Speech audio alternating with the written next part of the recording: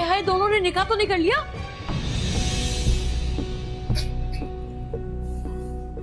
इंसान की जैसी सोच होती है ना, वो वैसे ही सोचता है।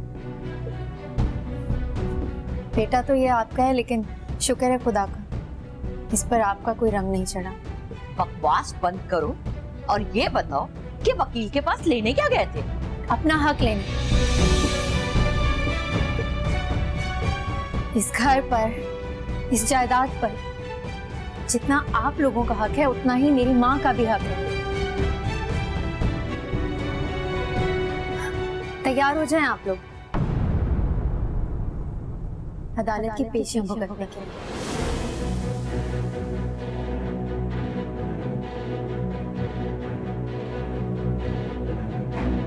Thank you.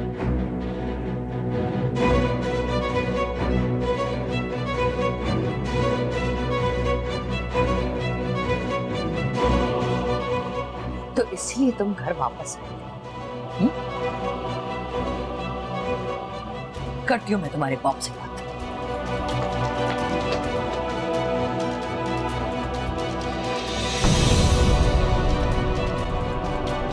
आज एहसास हो रहा है कि आप बहुत ही सादा और मासूम इंसान हैं। आपको क्या लगता है, मेरे इनकार के बाद आपके भाई और भावज के दिल से आपको निकाल बाहर करने का ख्याल खत्म हो जाएगा? नहीं ना?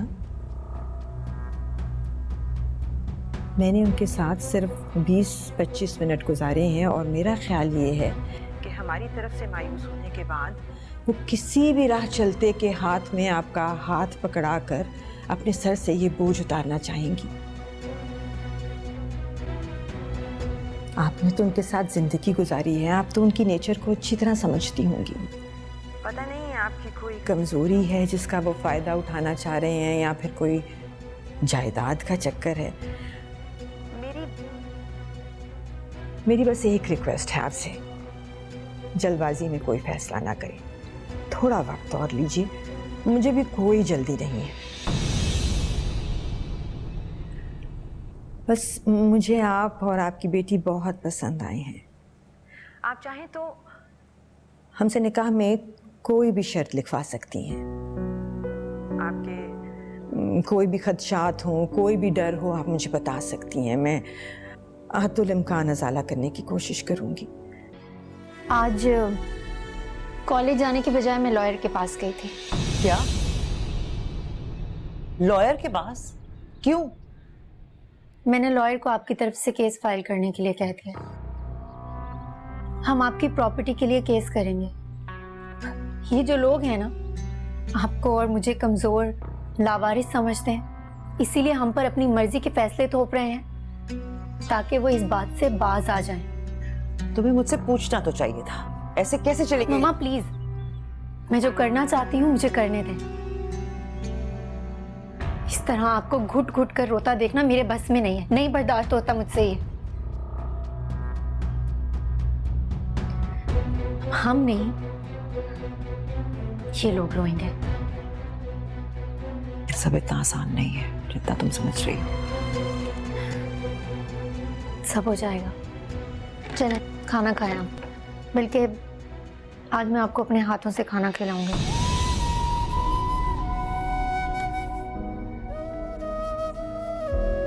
मामा, मैंने सुना तुम्हारी बेटी लॉयर के पास गई थी मुझ पे मुकदमा दायर करने के लिए, जायदाद में हिस्सा हासिल करने के लिए। तुम उसे बता क्यों नहीं रही हो? उसे समझाओ कि उसके मुकदमे का कोई फायदा नहीं है, क्योंकि जायदाद में अडॉप्टेड बच्चों को कोई हिस्सा नहीं मिला करता। जिस दिन इस घर से बाहर कदम निकालना ना केस करने के लिए, उस दिन अपनी उस बच्ची का सर्टिफिकेट, बर्थ सर्टिफिकेट भी अपने साथ लेके जाना, दिखाने के लिए अदालत में। शादी नहीं करना चाहती ना करो, और अगर तुम मुझ पे मुकदमा करना चाहती हो जायदाद में हिस्से के लिए, वो तुम कर सकती हो। लेकिन ये याद रखना कि एक केस तुम मुझ पे करोगी और एक मैं तुम पे करूंगा, जिसमें मैं ये साबित करूंगा कि उष्णा तुम्हारी बेटी नहीं है। आगे तुम्हारी मर्जी।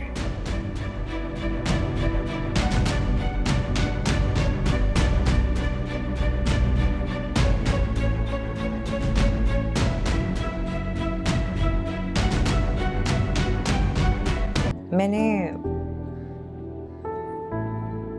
वहाब साहब से शादी के लिए हाँ कहा। क्या क्या मतलब आप कह क्या रही हैं? होश में हैं आप? और आप ऐसा सोच भी कैसे सकती हैं मामा, और क्यों? I don't believe this. उष्णा, मेरी बात सुनो और समझने की कोशिश करो। No!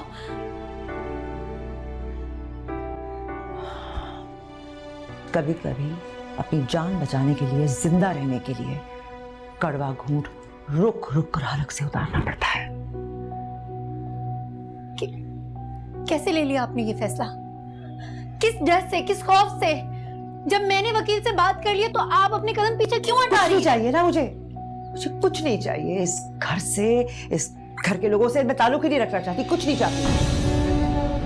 क्यों? क्यों नहीं चाहिए? बताएं, किस डर की वजह से आप अपने कदम पीछे हटा रही हैं? मुझे कोई डर नहीं है, मुझे कोई खौफ नहीं है। झूठ झूठ मामा, आप बस झूठ बोल रही हैं।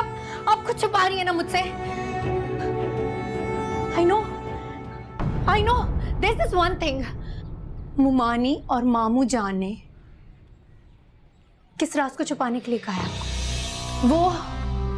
वो बात बताएं मुझे। तुम्हें मेरा फैसला मानना होगा। नहीं मानूंगी मैं आपका ये फैसला।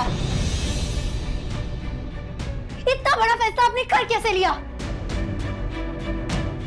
एक बात सुन ले आप, अगर आपने अपना ये फैसला ना बदला तो मैं ये घर छोड़कर चली जाऊंगी। कैसी बातें कर रही हो? कहां चली जाओगी तुम? मेरी बात सुनो उष्णा। उष्णा,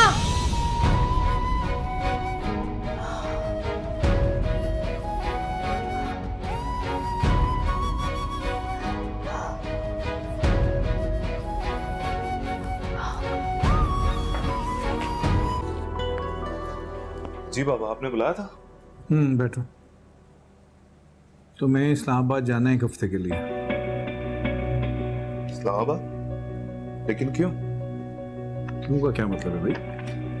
ऑफिस का काम है, जाना है। देखिए, आप प्लीज मेरी जगह किसी और को भेज दें, मैं नहीं जाऊंगा। आपके दफ्तर में और भी बहुत काबिल लोग हैं। देखो सुफियान, जब तक तुम इस ऑफिस में नहीं थे ना, ये ऑफिस चल रहा था, और तुम्हारे बाद भी चल सकता है। लेकिन असल बात यह है कि तुम इस वक्त यहां मौजूद हो। ऑफिस का काम है तो करना तो पड़ेगा। ऐसे करोगे नौकरी? ऐसे सीखोगे बिजनेस? मुझे जो सीखना है बाबा, मैं यहाँ पे रह के सीख लूंगा ना। अब प्लीज मेरी जगह किसी और को भेज दें।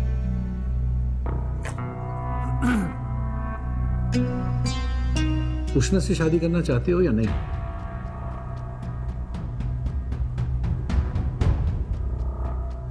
जी, करनी है।